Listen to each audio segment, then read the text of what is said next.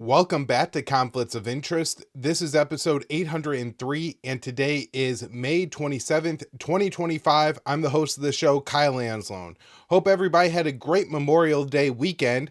I was busy over with the Kyle Anzalone show. We did a Memorial Day doubleheader, interviews with Scott Horton and then John Hoffman. So head on over to the Kyle Anzalone Show channel.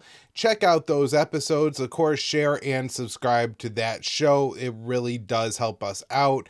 We are closing in on 1,000 subscribers, and at that point, we could really ramp up what we're doing over there. So again, head on over to the Kyle Anzalone Show on YouTube and subscribe. We put the link in the show notes page. All right, let's jump into what we have today. Trump says Putin has gone crazy amid heavy Russian attack on Ukraine. So President Trump said Sunday night that Russian President Vladimir Putin has gone crazy amid heavy Russian attacks on Ukraine. Trump wrote on Truth Social, "I've always had a very good relationship with Vladimir Putin of Russia, but something happened to him. He's gone absolutely crazy. He's been needlessly killing a lot of people. I'm not just talking about soldiers. Missiles and drones are being shot into Ukrainian cities for no reason whatsoever." So, the Kremlin spokesman, Dmitry Peskov, responded to Trump's comments, saying Russia appreciated his push towards negotiations, but suggested the president was suffering from emotional overload. Ukrainian officials said Monday that Russia had launched its heaviest drone attack on Ukraine overnight. The Ukrainian Air Force said a Russian attack involved over 350 drones. Peskov said that the Russian bombardment was a response to Ukrainian drone attacks on Russian territory. He said, "We can see how Ukrainians attack our social infrastructure, civilian infrastructure. These are retaliatory strikes on military facilities and military targets." The Russian Defense Ministry said that from 10 a.m. Moscow time on Sunday to 8 a.m. Moscow time on Monday, air defenses shot down 148 Ukrainian drones over Russian territory. According to South Front, a total of 163 Ukrainian drones were intercepted by Monday evening.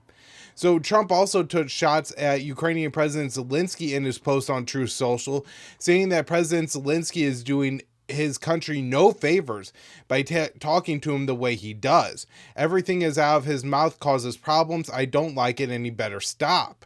This is a war that would never have started if I were president.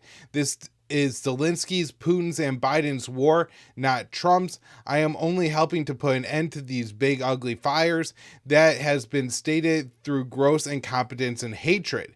And so, one interesting thing is Trump also gave, I believe this was on Monday, a statement on this. And one of the things that Trump said was, "I hate what Putin's doing. Putin has gone crazy." And then the reporter asked him, well, could this be a response to Russian President Vladimir Putin's helicopter coming under Ukrainian drone fighter? And Trump seems sincerely surprised by this news and says, "Oh, that's interesting." Now, he doesn't really say, "Oh, that justifies it," or whatever, but and maybe it doesn't, but it certainly does explain it. If you attempt to assassinate the Russian president, maybe twice in recent weeks, there was also attack on near one of his convoys. And so if there has been multiple attempts on Putin's life, you would expect that he would then respond by not only ramping up attacks on Ukraine, but probably trying to bring the downfall of the Ukrainian government as quickly as possible so he could dictate his terms to whoever he puts in charge in Kiev and then force an agreement to be signed. So look, if Ukraine is trying to kill Putin, I think that's a huge mistake for a number of reasons. I don't think that's necessarily going to usher in a government that is friendlier to Kiev, that is less hostile. I guess friendlier to Kiev would be a way to say it, but less hostile towards Kiev than Putin is. In fact, I think you're going to get the opposite. A harder line Russian who thinks that Putin has made mistakes, maybe not by trying to use a tactical nuclear weapon, not by carrying out heavier bombardments, larger missile and drone strikes, a larger Russian military force in Ukraine. All these things are possible. Moscow does have the capabilities. Now, of course, it would cost a lot of blood and treasure for for the Russians if they went down this road. But there are certainly people inside the Kremlin, I'm sure inside the Russian Defense Ministry, who would be very happy to go down this road and who believe that's the path that must be taken. And if Putin is killed, you could see how the Russian society, or just however the Russian state transitions power, could end up with a more hardline figure than Putin. People who believe, again, Putin just hasn't been aggressive enough when it comes to Ukraine. So I think it's a mistake for that reason. Also, I'm sure Putin has fairly good defenses around him, and so it's not likely to be successful. And if you're going to push Putin to do anything, it's not going to be negotiate. It's not going to be realizing this war is a foolish endeavor and his life is in danger. But I think, again, this is going to result in the Russians escalating the war. So this comes as no surprise to me that this is what the Russian response has been to that event. Now, the crazy thing to me, what's absolutely absurd, insane, and should never happen, is that Trump is learning about this from the press. Now, I want to say Trump is an actor, right? Like an actual trained TV person. And so, you know, I think compared to even the average politician, he could probably fake finding out about some news like that better than most. But this seemed to be a legitimate response to me. And it wouldn't necessarily surprise me if the people around the president are Marco Rubio and Pete Hegseth, two fairly incompetent individuals, aren't informing the president of this, because this is something that could, again, you know, if say Putin gets killed, or Putin, you know, really does kind of go crazy and decides to drop a nuclear weapon on Ukraine in response to attempts on his life, that has to be something that they are talking about and informing the president of at all times. It can't possibly be that the U.S. doesn't know that this is happening. Even when these reports surface, you would think the president would be informed of it right away. I mean, the Russian military said it happened. And so you would think that some staffer would have rushed into the Oval Office and said, Mr. President, you have to know that the Russians are accusing the Ukrainians of trying to assassinate Vladimir Putin. But Trump doesn't seem to know this. And that is extremely concerning. Now, it's also extremely concerning as to, you know, where did they get the intelligence? How did they have the capability to pull off these attacks where, again, it does seem that it was close enough that the Russians mentioned it, right? And the Europeans are continuing to step up their support for the Ukrainians. And so this is German Chancellor Friedrich Merz said Monday that there was no longer any restrictions on Ukraine's use of Western provided weapons in strikes on Russian territory. He said there is no more range limitations for weapons delivered to Ukraine, neither from the Brits nor the French nor from us, not from the Americans either. This means that Ukraine can now defend itself, for example, by attacking military positions in Russia. Until recently, it couldn't do that, and apart from a few exceptions, it hadn't done so either. And so what was going on during the Biden administration? Of course, Ukraine has been carrying out strikes deep into Russian territory. Now, it's possible those strikes were happening with Western weapons. Maybe they were drones provided to Ukraine by the CIA and things like that. You know, that's possible too. But the official policy from the U.S. is 4 strikes involving our HIMARS system, the Storm Shadows, the Scalps, the Taurus missiles, right? All these, the F-16s that the U.S. has given to Ukraine.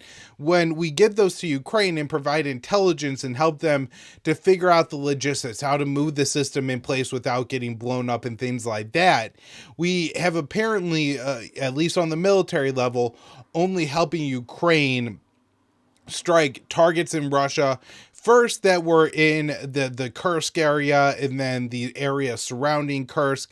But I think the Biden administration said about 150 miles inside of Ukraine.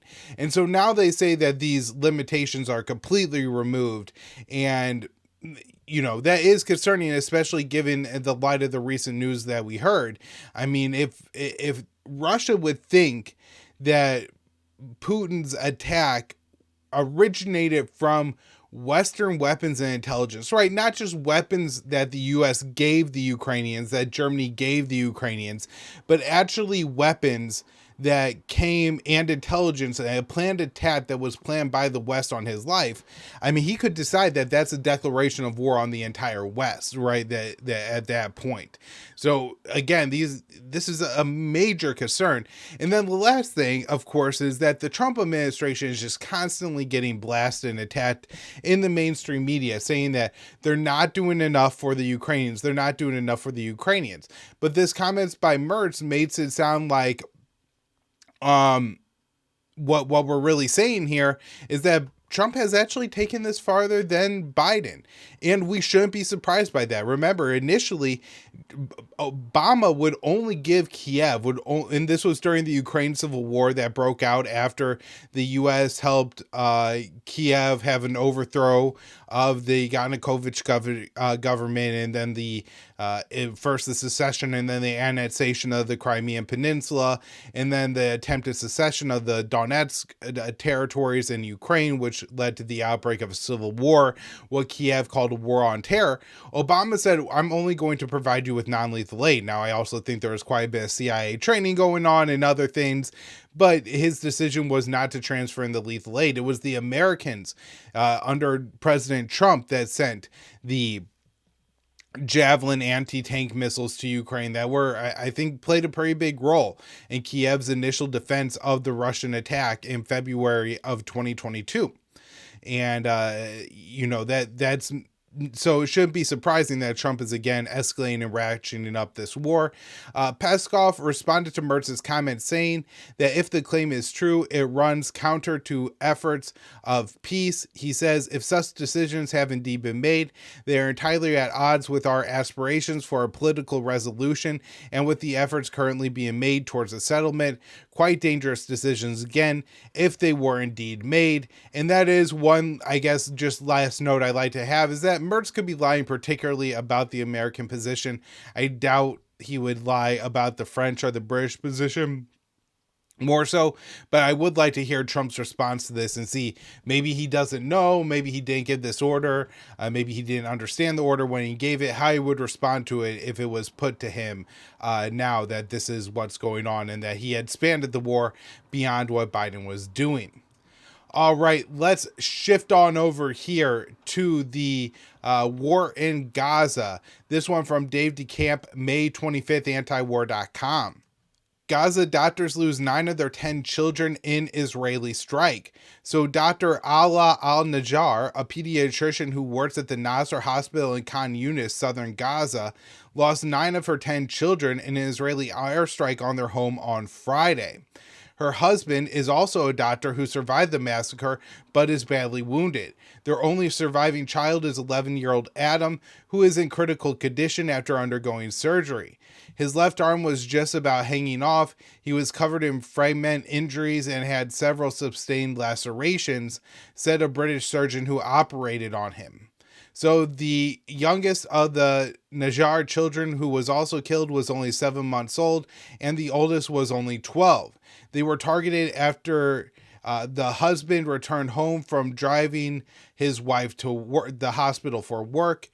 She received 7 of their children's charred bodies while on duty at the Nasser Hospital, and 2 remain missing under the rubble. So the British doctor said that he asked the father and was told he had no political or military connections and doesn't seem to be prominent on social media. The Israeli military claims the airstrike struck a number of subjects who are identified operating from a structure adjacent to IDF troops, but there is no evidence for that claim. The IDF also said that it had ordered a forced evacuation of Khan Yunis last week. And so I guess that the Israeli military now tells civilians they have to leave an area. Even if a home is full of children and doctors, then it's okay to drop an airstrike on it. So the children were among some 100 Palestinians killed by the Israeli military since Friday. Dave wrote this on Sunday. Gaza's health ministry said on Saturday that at least 74 Palestinians were killed and 211 were wounded over the previous 24-hour period. On Sunday, the health ministry said the death toll was 38, and the number of wounded reached 204 over the previous 24 hours. The ministry said those numbers are based on the number of dead and wounded Palestinians brought to hospitals. In both statements, the ministry said its numbers don't account for the northern Gaza hospitals due to the difficulty of accessing them. So this is only for southern Gaza at this point, which I'm guessing is making the numbers appear artificially low. All right, on to other stories involving Israel. First, we have Trump's DHS Secretary Kristi Noem visiting Israel, doing a whole bunch of photo ops, and meeting with Netanyahu and Ben Gvir. So U.S. Homeland Secretary Kristi Noem was in Israel on Sunday and Monday, where she met with Prime Minister Benjamin Netanyahu and her counterpart, National Security Minister Itamar Ben Gvir. According to Netanyahu's office, during a meeting with the Prime Minister and several other Israeli officials on Sunday, Noem expressed unwavering support for the Prime Minister and the State of Israel. Netanyahu's office says she also expressed great appreciation for the Prime Minister's policy of building a fence along the Egyptian border and for his conduct of the war, which is an important statement for two reasons. Of course, the conduct during the war is problematic, but this has been the U.S. government's policy for some time, where we just greenlight everything Israel is doing in Gaza. But this particularly about building border security forces along the Gaza-Egyptian border and putting a fence there means that Israel is going to retain control of the Philadelphia corridor, which is the land border between Gaza and Egypt. This has been a point of real contention. Hamas has demanded that the withdrawal include this border. And so the U.S. seems to be saying that Israel is going to occupy this border going forward. It's not going to be the situation where it's Egyptian controlled. So Noem told Fox and Friends on Monday that she and Netanyahu discussed U.S. negotiations with Iran, an issue where President Trump and the Israeli leader are reportedly at odds. But she said, President Trump specifically sent me here to have a conversation with the Prime Minister about those negotiations and how important it was that we stay united and let this process play out. It was a very candid conversation. I've known the Prime Minister for many years and have many good conversations with him, but this one was directly from the President, and I think the Prime Minister greatly appreciated. She added, when asked what she meant by candid, and she didn't explain. So Noem said she had a separate meeting with Itamar Ben Gvir, during which the Israeli minister thanked his counterpart for the American support for Israel and for President Trump's immigration plan, a reference to Trump's calls to expel the population of Gaza or genocide. All right, so moving on here, this one from our friend Connor Freeman over at the Libertarian Institute. Israel's top diplomat threatens to illegally annex large swaths of the West Bank. So Israeli Foreign Minister Gideon Saar and Strategic Affairs Minister Ron Dermer have threatened to annex Israeli illegal Jewish-only settlements in the occupied West Bank, along with the Jordan Valley. These statements come amid a growing international support for recognizing a Palestinian state.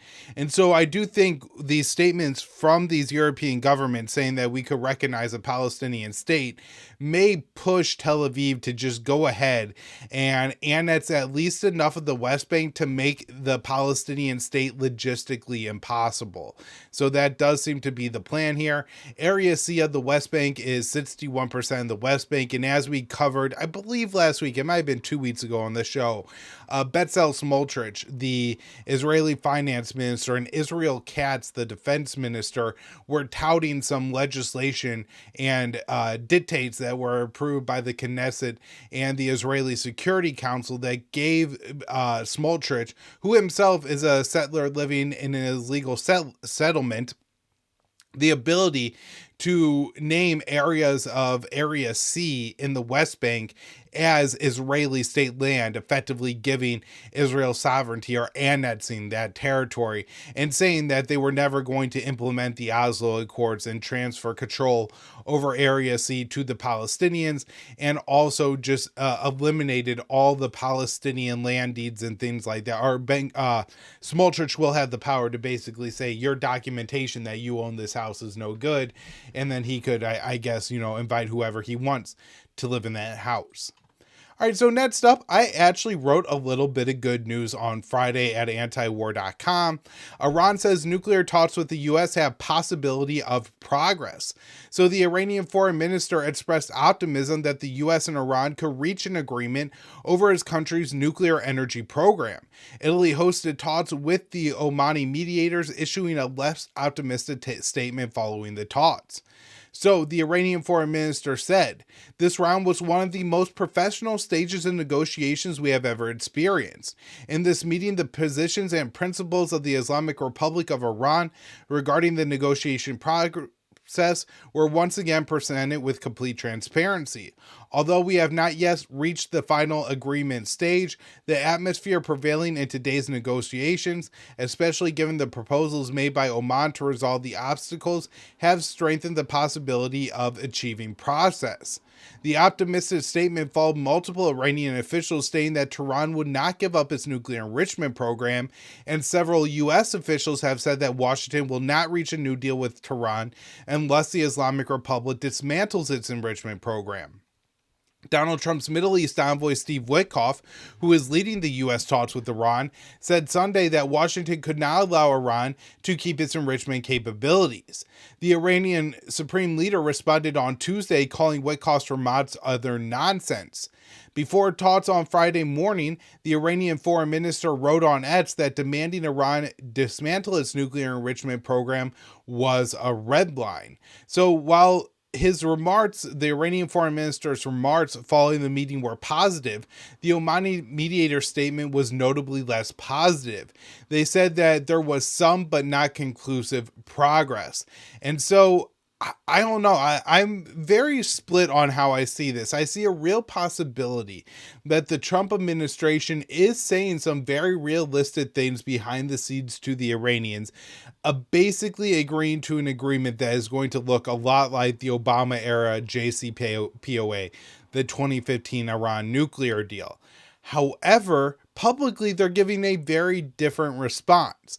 Now, I don't think the Iranians would necessarily be taking Trump too positively if they weren't getting very positive signs behind the scenes from the Trump administration. So who is being lied to here? Is it the Iranians? Is it the American public? It's still hard for me to conclusively say at this point, but I do really hope that, this time that who is being lied to is the American people, and that our position behind the scenes is actually far more realistic. There's a number of reasons the Trump administration could want to go that route, particularly because of all the Republican hots and not wanting to give Lindsey Graham, Tom Cotton, and others time in Congress in order to pass bills that say the president can't enter a new nuclear agreement with Iran unless it includes the uranium enrichment. So maybe this is an attempt to kind of circumvent Congress, which again, in this case, but let it happen. It would be good. We need to deal with the Iranians. That would be preferable. Although as long as we don't end up at war, I think that is the best we could hope for under the Trump administration. So next up, Hezbollah defies Western expectations with strong showing in South Lebanon vote. Worse, sanctions and other economic threats have proven a popular way for the West to try to sway elections in the Middle East. When southern Lebanon went to its municipal elections last week, Israeli media and other Western outlets seemed to expect Hezbollah would suffer because of all that's happened in the past year. There are some suspicions that it is driving U.S. policy of blocking all reconstruction aid into Lebanon after the war, believing that Hezbollah will do worse in elections going forward if voters are still living in bombed out ruins of their houses. Lebanon's finance minister even said ahead of the municipal elections that he was told all reconstruction aid was on hold until Hezbollah was fully disarmed. Yet, despite continued stories about how isolated and weak Hezbollah is, today they performed strongly in municipal elections. Hezbollah and the Amal movement, another Shia bloc, ran a joint list in the elections and overwhelmingly won across the Shiite-heavy south of the country. In many cases, the joint list ran unopposed and won without competition. 70 of the 109 municipal districts south of the Litani River turned out this way. There was competition. They also performed strongly, winning a lot of towns and villages in voting as well. This underscores that even after the devastating war, Hezbollah and the Amal movement remain a political powerhouse in the region that's most targeted. The talk of sidelining Hezbollah as an armed faction doesn't appear to have harmed their political fate, and the group might be more focused on deeper political power in the future. It's also possible that blocking reconstruction aid is working against the U.S. and trying to undermine Hezbollah. Hezbollah played up that the aid they are providing to locals in the region after the war, including helping to pay rent for the displaced and helping to renovate damaged buildings. With the rest of the world holding off on doing much of anything in the area, it ironically gave Hezbollah an opportunity to position itself as indispensable party. And of course, this is always what happens with U.S. sanctions. So very good write up there by Jason. So Trump envoy, this is, I believe, Steve Witkoff, met with Tom Barak, the U.S. ambassador to Turkey, met with Ahmed al-Shara or Abu Mohammed al-Jawani in Istanbul and posted afterwards, Syria is open for business. And so I'm not, again, necessarily opposed to people doing business with Syria. I don't favor sanctions and the U.S. dictating that we can't trade with the country. However, the about-face on Syria policy after al-Qaeda took over that country is deeply disturbing. All right, a couple stories on Yemen before we wrap up here. Report U.S. airstrike in Yemen against al-Qaeda kills 9. This is not huge news. The U.S. has been bombing AQAP for some time. However, it is notable that this comes after the Trump administration ended their war against the Houthis, or Ansar Allah in northern Yemen, and AQAP is the main enemy of Ansar Allah when it comes to Yemen. UAE and Saudi Arabia have used the ISIS and Al-Qaeda forces in Yemen in their war as their ground forces against the Houthis. And in 2014, the U.S. was aligning with the Houthis against AQAP when they first took over the country. It wasn't until Saudi Arabia went to war with Houthis in 2015 that the U.S. actually switched their policy under the Obama era, and we abandoned the Houthis and ended up taking the side of AQAP. Wrapping up here, Yemen's Houthis fire missile at Israel for a third time in 4 days. So Dave wrote this one up on May 25th. That was Sunday. Yemen's Houthis, officially known as Ansar Allah, fired another missile at Israeli territory on Sunday, marking the third Israeli attack on Israel in 4 days. Now, it's interesting that they have been doing this. I was wondering if maybe after Yemen made this deal with the United States to end the U.S. attacks on Yemen, and in exchange the Houthis would stop attacking U.S. warships in the region, that the Houthis would kind of taper off their strikes on Israel as to not have provoked the Americans to re-enter. But it almost seems like they're doing the opposite and actually ramping up the attacks on Israel. Most of these missiles haven't hit ground. They have caused some interference at Ben Gvir International Airport, which, I'm sure is significant and terrifying for Israelis who live in that country. For people who are flying in on planes or thinking about going to Israel, the idea that, shrapnel from a Houthi missile could possibly hit, damage, take down your plane, I'm sure makes people very concerned and worried. So this is the, I think, goal of the Houthis, to just continue to cause problems for the Israelis and the Netanyahu government to the extent that they can, so long as the genocide goes on. And I think they're particularly happy that the Americans are staying out of it. And again, even interesting, attacking their enemies, their domestic enemies. All right, everybody, that's where I will wrap up the show for today. Thank you all so much for tuning in. We will be back, probably another episode of Conflicts of Interest on Wednesday morning, and then again on Friday morning, another episode of the Kyle Anzalone Show tomorrow at 4:45 Eastern Time. So be sure you subscribe to the channel and tune in live. Thanks, everyone.